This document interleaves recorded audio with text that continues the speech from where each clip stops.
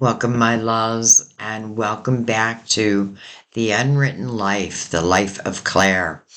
This is where we are telling the story of the major arcanas through Claire's life. Along the journey, she's meeting each major arcana, whether it be a person. Well, I don't want to give it away, but I hope you start at chapter 1. So we are at chapter 6, and I'm going to call this chapter The Chariot Stash and a Shared Horizon. So the evenings in Leo's workshop became a quiet ritual for Claire. The scent of sawdust and the low thrum of jazz were becoming as comforting as the knowledge above. He was crafting and creating.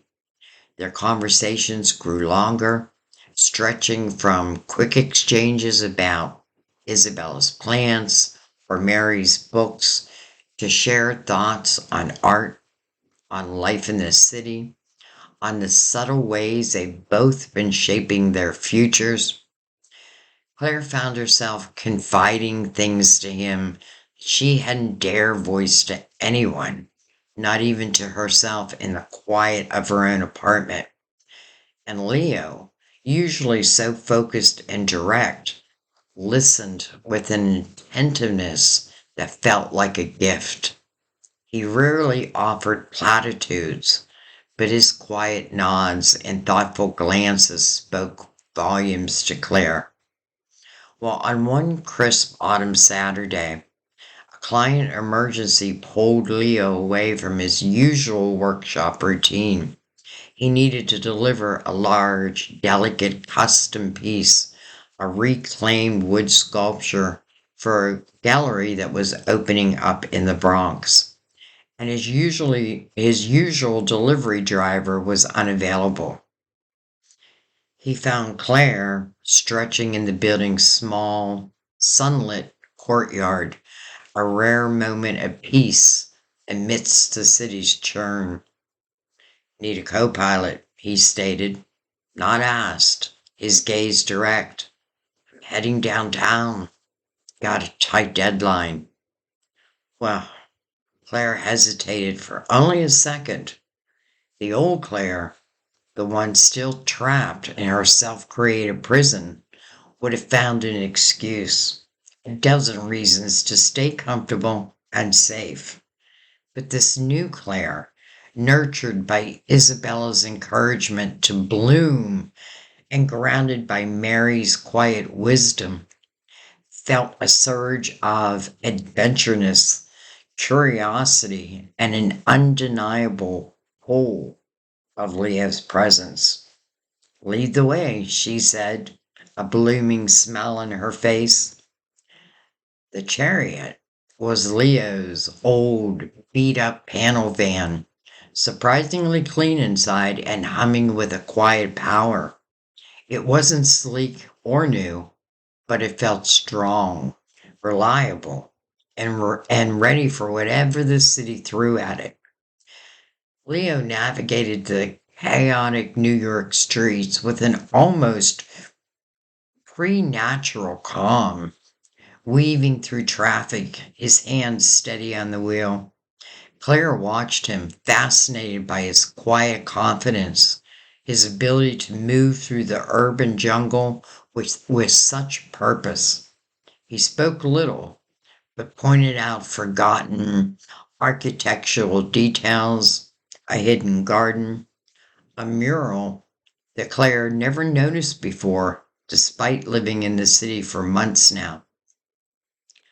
They talked about their past, briefly. Claire spoke of the stagnation she felt, the slow tightening of the prison around her.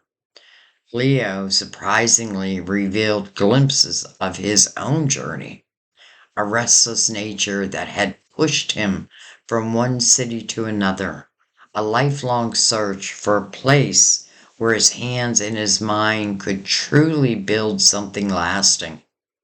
Always moving forward, he murmured, his eyes on the road.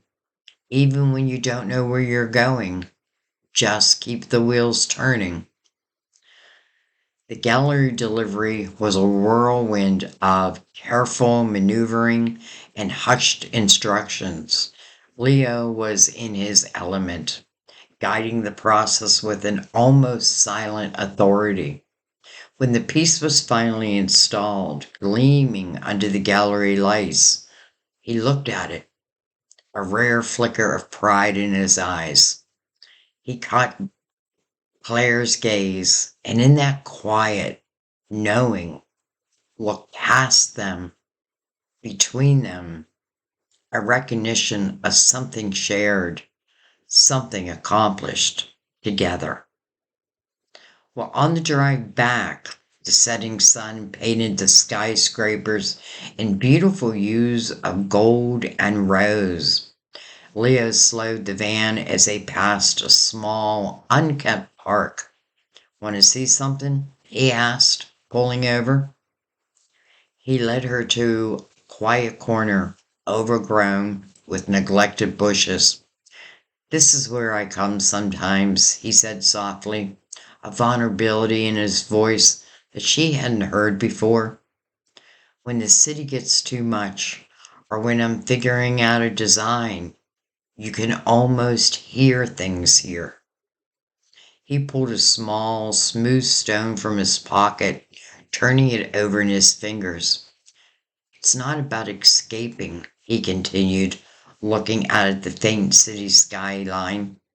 It's about finding your direction, even when it feels like everything's pulling you in different ways. You decide where you're going. You take the reins.